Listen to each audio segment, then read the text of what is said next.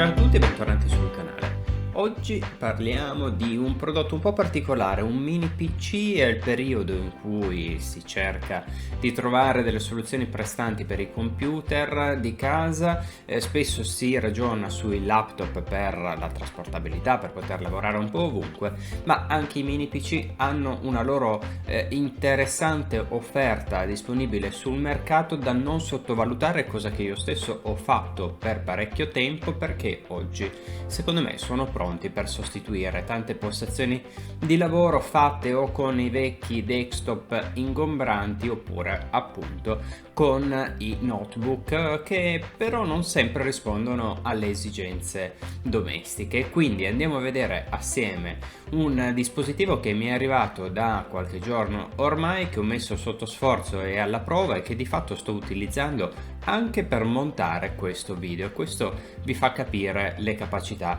del prodotto, ma andiamo alla scrivania e scopriamolo assieme.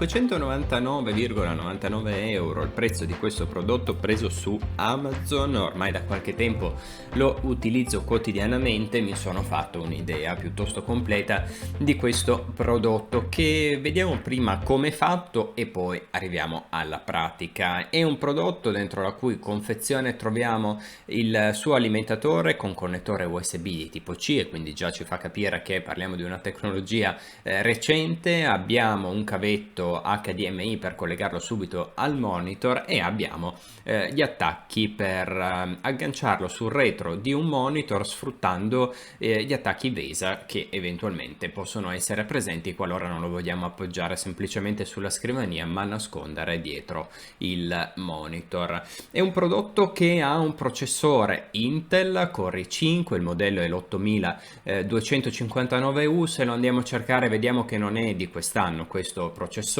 è del periodo pre-pandemia, è uno degli ultimi modelli usciti prima della pandemia, e sappiamo che durante la pandemia non ci sono stati dei grandi lanci e ammodernamenti tecnologici. Sì, sono usciti dei nuovi modelli, ma non ci sono tutte queste novità all'orizzonte. Quindi, sebbene anagraficamente parlando sia di qualche anno fa, complessivamente un prodotto che è ancora al passo con i tempi e che poi non dista di tanto rispetto agli ultimi modelli che sono nel frattempo usciti. All'interno del prodotto abbiamo un hard disk, un disco fisso SSD, quindi allo stato solido. Non è di quelli fisicamente fatti come gli hard disk da 2,5 pollici, e una scheda agganciata direttamente sopra alla scheda madre, cosa ottima perché fisicamente all'interno, e poi lo vedremo, abbiamo lo spazio per poter espandere ulteriormente i gigabyte disponibili, proprio inserendo fino a 2 hard disk che eventualmente possiamo comprare a parte e andare a inserire. Come RAM abbiamo 16 GB di RAM. 16 GB di RAM sono un qualcosa che fino a qualche anno fa era un prodotto di nicchia per chi faceva gaming o video editing, quindi per computer di alta fascia. Oggi si è alzata un po' l'asticella e quindi ce l'hanno un po' tutti i computer, ma sicuramente tanta roba, perché 16 GB di RAM rendono tutto molto rapido, soprattutto se abbinato all'SSD di cui prima, perché la combo dei due fa sì che quando si apre una cartella la visualizzazione dei file all'interno sia pressoché istantanea. Uno, perché i dati vengono letti in maniera super rapida dal disco allo stato solido; l'altro perché il caricamento, il processare l'elenco tramite la RAM avviene in maniera veramente molto rapida e istantanea. Abbiamo una RAM da 16 GB, un hard disk da 256, scheda grafica come siamo messi? Scheda grafica Intel, e quindi non parliamo di un'eccellenza, cioè di meglio sul mercato di sicuro. Intel non è forte per le schede grafiche, è forte per i processori, e quello potrebbe essere un po' il tallone di Achille del prodotto. Ma capiamoci, per un utilizzo che non implica il gaming spinto, dove sicuramente chiunque abbia fatto gaming vero sa che deve prendere un PC, un computer fisso di altre dimensioni, perché deve poter fisicamente agganciare delle schede grafiche fatte apposta per far questo, quindi probabilmente neanche sta guardando questo video. Per tutti gli altri che non hanno questa specifica esigenza, beh, questo potrebbe essere un prodotto che va comunque benissimo, e tra poco vi racconto anche qualche aneddoto a riguardo, proprio perché la scheda grafica sì non sarà il top, ma abbinata a tutto il resto, beh, comunque consente di fare cose che in molti casi invece non si riescono a concretizzare.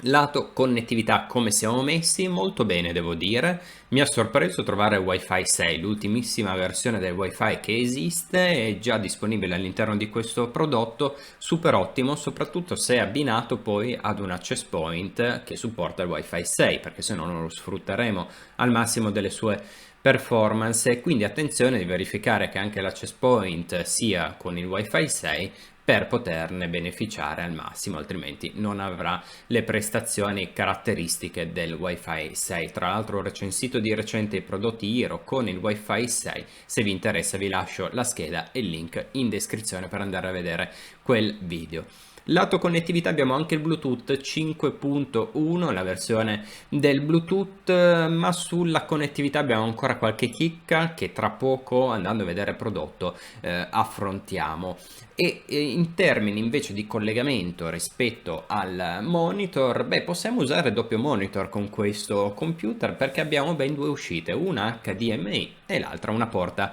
display. Ottima questa accoppiata, perché la porta HDMI consente facilmente di usare i monitor più commerciali o anche quelli un po' più vecchi che hanno solo la porta VGA, quella blu per capirci, perché con degli adattatori si riesce facilmente a convertire il segnale da uno all'altro, cosa che è un po' più complessa per la porta display. Quindi questa accoppiata secondo me è l'ideale, sia per chi vuole mettere un solo monitor agganciato a questo computer, sia per chi ha intenzione invece di averne più di uno. Porte USB-C sia sul fronte che sul retro, quella sul retro serve per alimentare il computer, quella sul fronte invece è comodissima, perché se bisogna andare lì con un qualcosa da agganciare, da attaccare al computer, un hub, un qualunque prodotto, beh, averla lì sul fronte senza dover girare il computer, trovare la porta e inserirlo è veramente di una comodità disarmante. Andiamo a vedere il prodotto che ha una scocca in metallo, scocca in realtà cornice, perché tutta la parte laterale è metallica ma sopra e sotto invece è plastica. Ha un ottimo sistema di aerazione silenzioso ed è una cosa che ho veramente apprezzato, perché rispetto ad altri prodotti finalmente non ho un ronzio di una ventola sotto le orecchie tutto il tempo. Si raffredda molto bene, probabilmente anche la scocca metallica aiuta il dissipamento del calore, mentre il coperchietto sopra superiore è ad apertura facilitata, basta premere col dito e si sblocca ed ha accesso all'eventuale hard disk che uno può inserire all'interno, e quella è una parte invece in plastica. Sul fronte abbiamo il tasto di accensione, il jack da 3,5 pollici per le cuffie, due porte USB 3.0 che sono comodissime per mettere una chiavetta al volo, e ancora la porta USB-C di cui prima, che consente di agganciare un hub e di espandere potenzialmente con qualunque altro tipo di porte noi vogliamo. Girando invece il prodotto, sul retro abbiamo una porta USB di tipo C dove andremo a collegare l'alimentatore, due porte Ethernet, e qui la chicca, perché abbiamo le porte LAN, una da 1 gigabit, l'altra da 2,5 gigabit. Sfido tanti a trovare mini PC o anche portatili che hanno la porta da 2,5 gigabit, e cosa abbastanza rara, che devo dire l'ho veramente molto apprezzato, perché se si riesce a portare dal router al dispositivo un cavo di rete altrettanto valido e prestante, beh, si riesce ad avere una connessione stratosferica che pochissimi gestori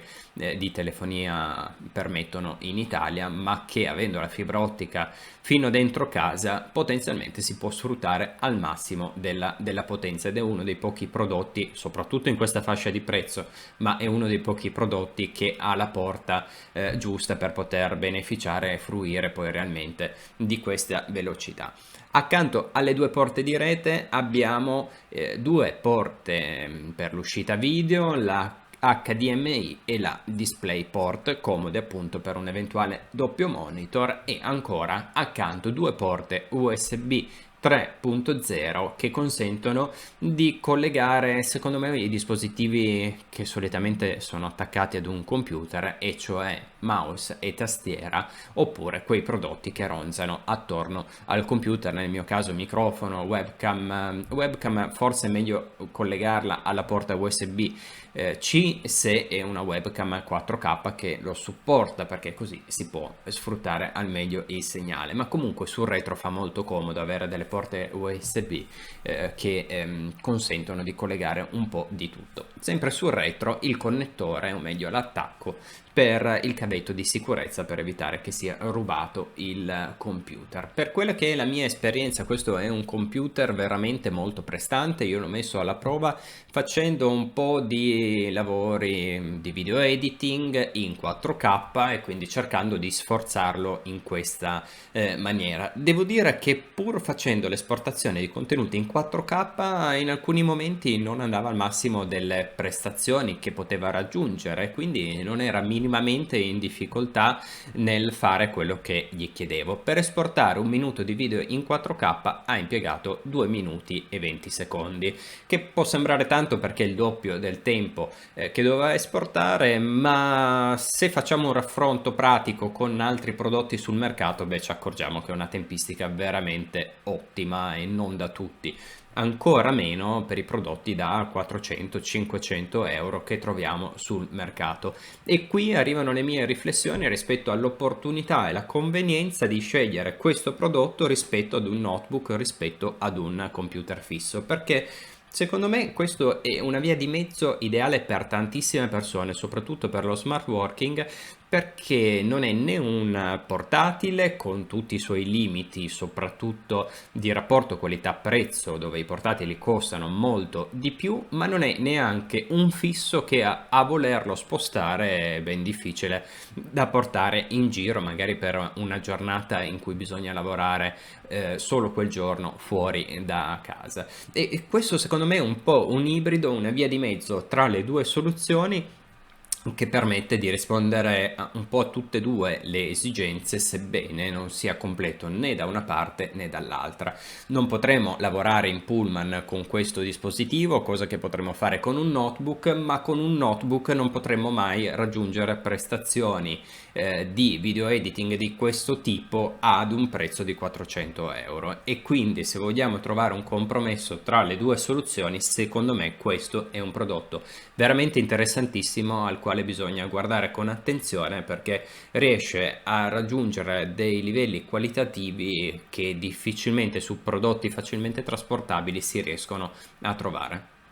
Complessivamente, lo avrete capito, è un prodotto che mi ha convinto veramente tanto e che andrà a sostituire un computer che utilizzavo come seconda postazione di lavoro dentro casa. Questo mi permette di andare ad avere una seconda postazione dove anche lì potrò fare video editing all'occorrenza, o senza cose troppo elaborate, anche solo fare i tagli di questa tipologia di video è un qualcosa che da esportare. Poi bisogna avere dei computer all'altezza, non tutti lo sono, ma questo sì. Per questo video è tutto, io vi ringrazio per la visione. Se questo video vi è piaciuto lasciatemi un pollice in su, serve per misurare il gradimento dei diversi tipi di video che pubblico, un commento qui sotto per tutte quelle domande a cui non ho risposto. Sono sicuro che ci sia ancora qualche dubbio, il dubbio di uno può essere utile ad un altro, cerco di rispondere a tutti, quindi perché no. Se è rimasto qualche dubbio fatemelo sapere qui sotto nei commenti e iscrivetevi al canale, perché pubblico abitualmente video di questa tipologia e perché perderveli quando usciranno. Per questo video è tutto, io vi ringrazio e vi do appuntamento al prossimo video. Ciao a tutti!